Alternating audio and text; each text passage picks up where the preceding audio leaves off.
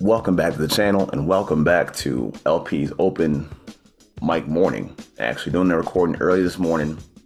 Wanted to talk Cowboys, wanted to catch up on the Cowboys last week, the practice with Denver, the game with Denver. Kind of wanted to get back to just talking Cowboys, freestyling it with you guys, and just kind of evaluating where this team is right now. Before I get started with that though, if you guys like this content, like this style that I'm doing, just freestyling it, just kind of going, shooting from the hip, if you will, hit that button, that like button, hit that sub button. I want to get to about 500 subs by week 1, so hitting the sub button goes a long way to help out the channel grow. So by all means, go ahead, hit that like button, hit that sub button. But I want to talk about the Cowboys, the practice they had. So last Thursday, the Cowboys had on YouTube their practice versus the Broncos. And I'll be honest, it didn't go over well. The Cowboys did not block well up front. And to be honest, they got bullied. The Denver front bullied the Cowboys offensive line, and it didn't allow them to get any type of rhythm on offense. And we could see it out the gate. And two guys that didn't play well were Steele and Josh Ball. And I had a feeling that that might translate to the game. And it seemed like it did. Definitely seemed that way. So when the game started with the Broncos, we saw that a big factor in that game, and as the game played out, was penalties. The Cowboys penalized a lot in that game, almost to the tune of about 150 yards given up in penalties. But I will say this, though. Despite that, I know people are hard on Tyler Smith, and I know that's kind of a knock on him coming out of college as far as being penalized, and he was penalized twice. Those calls on him were questionable. You know, I don't think that he played as bad as the penalties would indicate. I think he played actually very well. And some creators have also said that he played a very good game from what they saw. I think Brian Baldinger brought it up from NFL Network saying how well he played. And some snaps where he got to the second level, he washed guys out. He opened up holes for the backup running backs, Dowdle, Champlin. Tyler Smith played pretty well. And you wanted to see that. You want to see a guy taken in the first round play like that and really make his mark early. And I think we saw that from him. So I think for him, the arrow is trending upwards, definitely. But getting back, Josh Ball, though. Josh Ball played a pretty bad game. He had a bad practice. He had a bad game. And it creates a real concern for me as to what the Cowboys do at swing tackle if Tyron Smith is hurt for any long period of time. It didn't go over well. It did not go over well. And there's a major question mark for the Cowboys. And to that point, also Terrence Steele, who I don't think is playing at the level you want for a starting right tackle. So the Cowboys have an area of concern in two levels. And a team that's thin already at offensive line becomes even thinner when you worry about what's sitting behind 77. And a 78 can't hold it down. You have another problem right there. And it makes you wonder if the team has to go find help somewhere else. You know, I would like them to. I'd like them to be proactive and not kind of sit on this, because I think we all know that Tyron Smith is a very elite player when healthy. But the when healthy is something you have to underline and you have to overstate, because it almost seems like it's only a matter of time. And if that were to happen where he's hurt to open the season or beyond that, Josh Ball's going to be a problem if they can't get him right or can't get something right behind him. So that's going to be one thing that I saw that it's definitely on my mind. But to a positive note, I want to say this, though. The tight ends showed up in that game athletically. And I mean the two rookie guys, that being Hendershot and Ferguson. You know, when Jarwin got hurt and was released, we had questions, at least I had questions, about what happens now at tight end. How do you replace the vertical threat or the athleticism at tight end without Blake Jarwin? Those two guys, Hendershot and Ferguson, they can run. They're solid athletes, whether it be a dig over the middle of the field, whether it be down the seam. Those guys have something that can allow the Cowboys to have a vertical attack over the middle of the field. So while these other young receivers get acclimated on the outside, those two tight ends can kind of fill that role, fill that void, and help out right away, I think. So that's a good thing. Now, the veteran tight end who's in trouble is Jeremy Sprinkle. So Sprinkle is a functional tight end, a functional athlete a little bit. But the problem that you have with him is he's not a very good blocker. And you'll see oftentimes he's beat to the spot by a pass rusher, or, you know, he's out of position, will get a penalty. So you want him to be a dependable blocker, but he's not a very good blocker. And he's not the same type of athlete. So he's actually on the bubble for me because of where he fits with these other tight ends on the roster. He just doesn't seem like he provides much in the passing game, isn't a very good blocker. So the veteran value you have in that is almost non-existent. It actually probably is non-existent. So that means for me, I think he's in hot trouble. Like he's in hot water. He's in deep trouble with that side. And then the receivers, because the game went so poorly with the protection and because they were penalized so much, it took away what you wanted to see out of these receivers. I wanted to see more from Simi Fehoko, who got a touchdown catch. I wanted to see more from Turpin, Dennis Houston, but you really couldn't do it because of what happened with the down and distance a lot in that game. And even a guy like Jalen Tolbert, who people rave about, people love Jalen Tolbert, what he might be able to do for this team right away to start the season. I can't get a good look at him in the games when the team's at 3rd and 17, 2nd and 14. It's hard to evaluate him. I want to see more than just drag routes and slants, but it's hard to evaluate. So going into the game next week with the Chargers, I want to see if, they can kind of clean the penalties up, give these guys a chance to play, and showcase what they got. Because I think that they do have something, but we need to see it. We need to see what they got going on. And then talking about the defense, I know in regards to one player, Sam Williams, I was very critical of him. I was kind of unsure, about his athleticism. Is he kind of explosive? Can he get off the bend, off the line? Can he bend really well? In the game that I saw, he's got some speed. He's got some burst. I mean, he really has got some burst. And I think what happens with him and how well he picks up, what Dan Quinn wants to do, then I think that kind of puts pressure on some of these veterans, that being guys like Terrell Basham and Dante Fowler. Because I think now, between those two veterans, they're competing against each other, not the young guys on the roster. So I think when it comes down to the numbers, it's going to be either Basham or Fowler.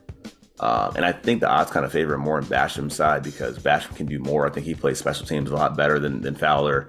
He can contribute in other different ways. So it helps him out. It helps his case to stay on the team. But I think those two guys are competing against one another. And then on the interior, I want to talk about Tristan Hill. Hill has been a kind of a guy kind of on the fringe for a while based on the Cowboys adding pieces at D-tackle.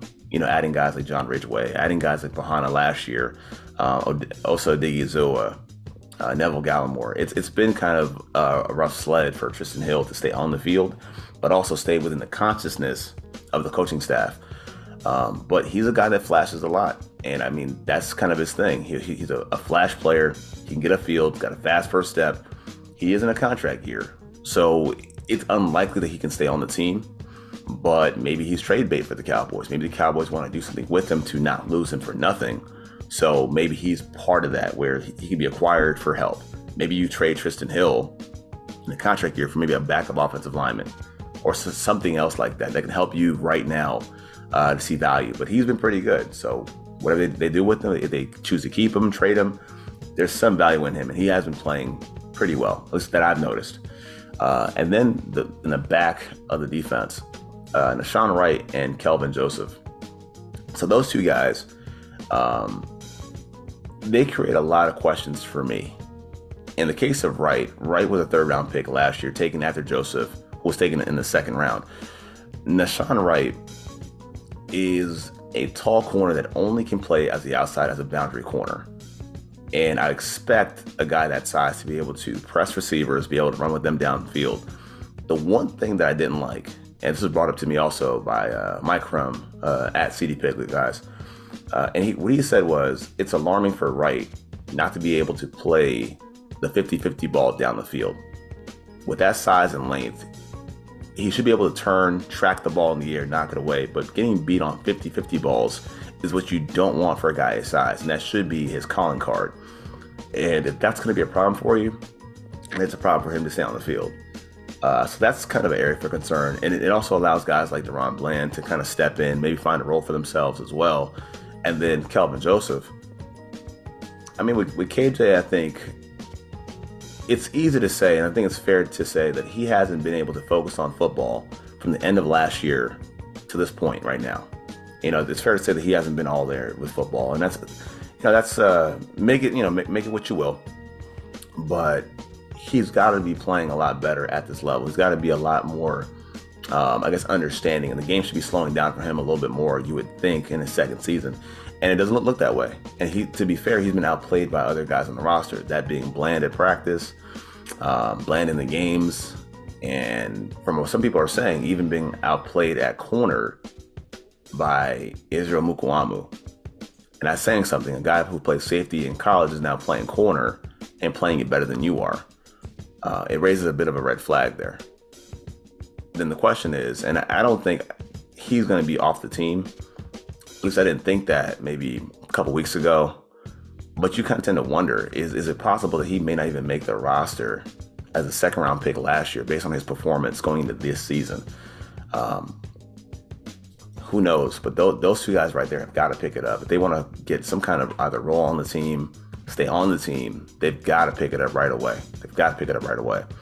And then I kind of wanted to talk about the kicker also. So before I got on the show last time, the Cowboys were having issues with their kicker, Jonathan Garibay from Texas Tech. He was cut subsequently, and they cut him to sign Brett Maher. And it's not just about Brett Maher, really. It's about more than that. Is that the team's complacency with making these small choices. It's a small move that speaks levels throughout the entire process of the organization. Case in point, the last time they had Brett Maher, they rode that to the death. They rode that train, almost off the bridge. Actually, they rode the train off the bridge until it was obvious they couldn't keep him anymore. But that also speaks to what the Cowboys plan on doing with Dak Prescott, where, the reports are that the team intends to have Dak Prescott raise the level of these receivers, these young guys, who they've not been able to evaluate based on the protection up front. So the Cowboys are intent on letting this thing play out where they could easily improve the situation by trying to make a couple moves here and there to maybe get a veteran receiver, a veteran offensive lineman. But they're going to Brett Maher the situation at every spot because they like their guys and they like their own philosophies. And it's not really Brett Maher's fault. He's just trying to make a way in the NFL. And I think that he's probably a better kicker than he was when he was here. But if those problems again rear their head, of him not being able to hit 45 yards and in consistently, the team's already told us that they're going to ride that train again off the bridge. And that's kind of the area of concern, which then leads into more things as far as how they treat Dak Prescott, treat the offense. Brett Maher is just a microcosm of what the front office thinks and their complacency and their own beliefs. And I think that's the problem. And the fans are not going to be satisfied until a real move is made. If there's a problem with the kicker, to address that. And I think that's a shame, and that's a shame on the front office, in my opinion. And then the last thing I want to talk about, just to wrap the show up, is penalties. I know people believe that penalties are a direct reflection of the coaching staff. I just want to say just pump the brakes a little bit. Pump the brakes, relax. I watched a lot of games week 1 of the preseason, and penalties are going to be an issue. It's a lot going on if you think about it. Penalties, I'm not going to really overreact on them too much. They can impact the evaluation process, yes, but as far as them being a carryover problem into the season, I would kind of relax on that a little bit. It's week 1 of the preseason. Teams are coming back. There's a lot less contact in practice these days. So teams kind of getting out there playing a game of preseason, it's going to be a little bit rough with penalties. Even the refs. The refs are going to be a little bit out of their element too. I know I saw a lot of games where the calls were kind of questionable. The refs are kind of being over officious. So it's just one of those things. I think the Cowboys have a lot to clean up, and I think they know that as well. I think they're aware that there's a problem with penalties from last year. So I think they're still dealing with the issues last year in penalties that I think will be a point of emphasis, a point to focus on. And I think as we kind of get closer through these next 2 games, I think you'll see a decrease in that as the players kind of acclimate to contact football, as the referees kind of chill out a little bit. I think we'll be all right. And I think it'll improve a lot more than what we're seeing. I don't want to worry too much about that. But that's just my take. This is my open mic morning thoughts on the Cowboys. Hopefully we see a lot more out of these receivers going into the game Saturday against the Chargers, a lot more opportunities. And see who tries to emerge. But let me know what you guys think in the comment section. Who has to step it up? Who's been stepping down? And what needs to take place for this Cowboys team to be successful in this game against the Chargers? But let me know in the comment section. Thanks for watching. Thanks for rocking with me. And as always, Cowboys up. Peace.